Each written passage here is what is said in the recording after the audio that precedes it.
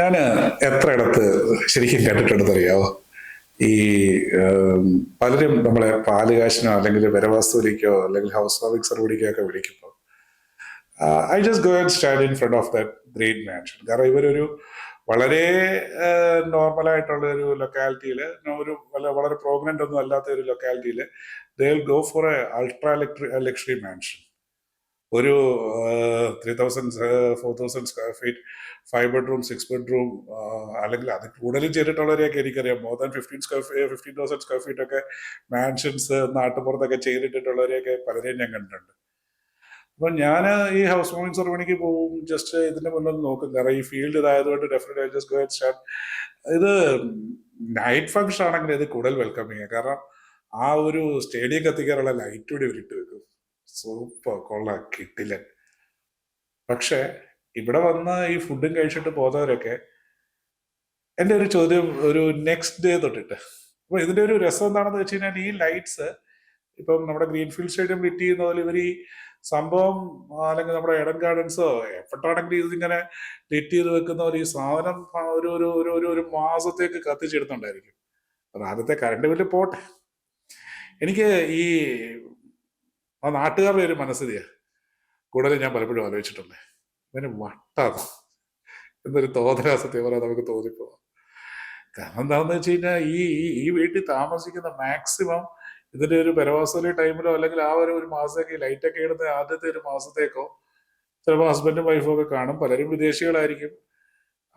പിന്നെ ഇന്നിട്ട് നടക്കാൻ പോലും വയ്യാത്ത ഒരു അപ്പൂപ്പരോ, അല്ലെങ്കിൽ ചിലപ്പം ഒരുപാട് കറണ്ട് ബില്ല് ലാഭിക്കുന്ന ഒരു അമ്മയോ ആയിരിക്കും ഇവിടെ താമസിക്കുന്നത്. ഞാൻ ഒരുപാട് കറണ്ട് ബില്ല് ലാഭിക്കുന്ന ഒരു അമ്മയോ എന്ന് ചോദിച്ചു കഴിഞ്ഞാൽ, ഈ വീടിന്റെ പല മുറികളിലും ആള് കയറിയിട്ടുണ്ടോ, പകരം എലിയോ പാമ്പോ അവിടെ കയറുന്നത് പോലും നമ്മൾ സംശയിക്കേണ്ടിയിരിക്കും. അപ്പൊ ഇത് നാട്ടുകാർക്ക് കുറ്റം പറയാനുള്ള ഒരു അവസരമായിട്ടാണോ നമ്മൾ ഈ വീട് വെച്ചു കൊടുക്കുന്നത്, അതോ നമ്മുടെ പ്രൗഢി കാണിക്കാനായിട്ടാണോ? അപ്പം ഞാൻ പറയും, ഇതിന്റെ ഒന്നും ആവശ്യമില്ല. ഇത് focus more on the functional square footage എന്നൊരു ഡയലോഗാണ് ഞാൻ എപ്പോഴും ഇതിനോട് പറയാറുള്ളത്. Because the reason why I say, കാരണം ഞാൻ എന്തുകൊണ്ടാണ് നിങ്ങളുടെ ഫോക്കസ് ഇതിന്റെ ഫങ്ഷണൽ സ്ക്വയർ ഫുട്ടേജിലോട്ട് പോകണം എന്ന് പറയുന്നത്, പ്രാക്ടിക്കലി നിങ്ങൾക്ക് യൂസ്ഫുൾ ആയിട്ടുള്ള ഏരിയാസ് നിങ്ങൾ കാണുക. കാരണം ക്വാളിറ്റി മെറ്റീരിയൽസ് ഉപയോഗിച്ചുള്ള കൺസ്ട്രക്ഷൻ, പ്രാക്ടിക്കലി നിങ്ങൾക്ക് ആവശ്യമുള്ള സ്പേസ്, അതിൽ നിങ്ങൾ ചൂസ് ചെയ്യുന്ന ഇപ്പം ഫിറ്റിംഗ്സ് ഓഫ് ഫിക്ചേഴ്സിന്റെ പോലും quality, the number of years it's going to serve you. അപ്പൊ പലരും ഈ ഇതിനകത്ത് മറ്റൊരു അബദ്ധം കൂടെ നമുക്ക് കാണാം. ഈ വലിയ വലിയ മാൻഷൻസ് വെക്കുന്ന പലരും കോൺട്രാക്ടേഴ്സിനായിട്ട് ആയിരിക്കും കൊടുത്തേക്കുന്നത്. ഇവര് നാട്ടിലൊന്നും വരാത്തില്ല. ഈ പറയുന്ന ബിൽഡിംഗ് കോൺട്രാക്ടേഴ്സ് എന്ത് മെറ്റീരിയൽ ഉപയോഗിച്ചിട്ട് എങ്ങനെയാണ് ഇത് കൺസ്ട്രക്ട് ചെയ്തിരിക്കുന്നത് പോലും അറിയില്ല. അപ്പം ഇതിന്റെ ഒരു ആദ്യത്തെ ഒരു വർഷമൊക്കെ കഴിയുമ്പോൾ ഇതിന്റെ ചുവരുകൾക്കൊക്കെ വിള്ളലുകൾ വീഴുകയാണെങ്കിൽ പയലിന്റെ വിടാത്തൊന്നും പറഞ്ഞോണ്ടിരുന്നിട്ടൊന്നും യാതൊരു കാര്യമില്ലാത്ത അവസ്ഥ പോലുമാണ്. അപ്പൊ ഇതില് ബെറ്റർ നിങ്ങളുടെ പീസ് ഓഫ് മൈൻഡിന്, നിങ്ങളുടെ ഫങ്ഷണൽ അല്ലെങ്കിൽ നിങ്ങളുടെ ഒരു ഡെയിലി ഫങ്ഷണൽ ആക്ടിവിറ്റീസിന് ഇമ്പോർട്ടൻസ് കൊടുത്തിട്ട് നിങ്ങൾക്കൊരു റെസിഡൻസ് വെക്കാനോ ചൂസ് ചെയ്യാനോ കഴിഞ്ഞാൽ that's actually going to work out.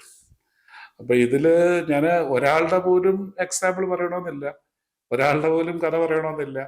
നിങ്ങൾ ഇറങ്ങുക, നിങ്ങളുടെ നാട്ടിൽ കൂടെ തന്നെ ഒരു ഏതെങ്കിലും ഒരു റെസിഡൻഷ്യൽ കോളനി കൂടെ ഒരു 1/2 കിലോമീറ്ററോ 1 കിലോമീറ്ററോ നടക്കുക.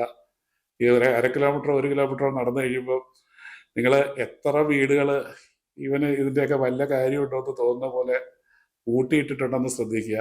ഇനിയിപ്പം ഏതെങ്കിലുമൊക്കെ വീട്ടിൽ ആൾതാമസം ഉണ്ടെങ്കിൽ സന്ധ്യാസമയത്ത് മാക്സിമം ഡ്രോയിങ് റൂമിലെ അല്ലെങ്കിൽ ഒരു മുറിയിലെ മാത്രമേ ലൈറ്റ് വീഴുന്നുണ്ടോ എന്ന് ശ്രദ്ധിക്കുക. രാത്രി 9 മണി കഴിഞ്ഞ് കഴിഞ്ഞാൽ സീരിയലിന്റെ സൗണ്ട് നിർത്തുന്നോ കേൾക്കുന്നുണ്ടോ എന്ന് ശ്രദ്ധിക്കുക. ഇതൊക്കെ പോയിട്ട് ഒരു 9:30-10 മണി സമയം, ഇപ്പൊ കിടക്കുന്ന ഒരു സമയത്ത് മരുന്ന് തപ്പാത്ത ഒരു അപ്പൂപ്പനും അമ്മൂമ്മയെങ്കിലും ആ വീട്ടിലുണ്ടോന്നൊന്ന് ശ്രദ്ധിച്ചാൽ മതി. നിങ്ങൾക്ക് കാര്യം മനസ്സിലാവും. കാരണം ഇവരേ ഉള്ളൂ അവിടെ താമസിക്കാൻ.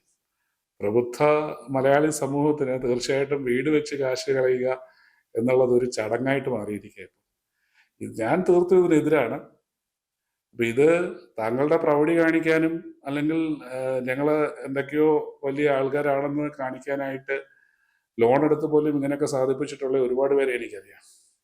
പക്ഷെ ഇപ്പം അതിനേക്കാൾ സ്കോപ്പ് നിങ്ങളുടെ പർപ്പസ് ഐഡന്റിഫൈ ചെയ്ത്, നിങ്ങളുടെ നീഡ് ഐഡന്റിഫൈ ചെയ്ത്, practically what's going to work out എന്നുള്ള ഒരു കൺസെപ്റ്റില് നിങ്ങളുടെ റെസിഡൻസ് ചൂസ് ചെയ്യുന്നതാണ് നല്ലതെന്ന് ഇറ്റ്സ് മൈ ഒപ്പീനിയൻ.